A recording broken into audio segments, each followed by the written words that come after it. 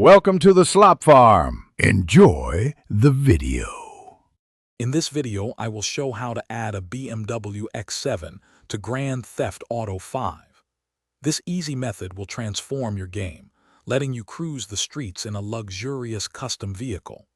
We will go through each step, ensuring you can successfully install your new car without any hassle.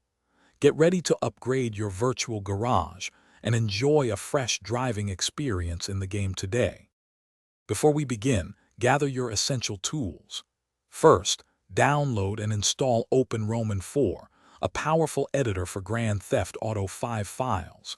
Next, locate and download the BMW X7 mod file from a reputable modding website.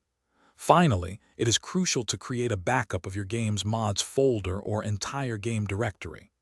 This ensures you can easily revert any changes if needed, keeping your game safe. Now let's install the car. Open OpenRoman4 and activate Edit Mode from the top menu.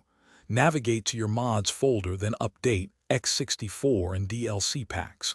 Create a new folder, perhaps named X7, and place the BMW X7 mod files inside. Next, edit the DL list. XML file, adding a new line to register your custom car. Finally, rebuild the game archives within OpenRoman4 to finalize the installation process.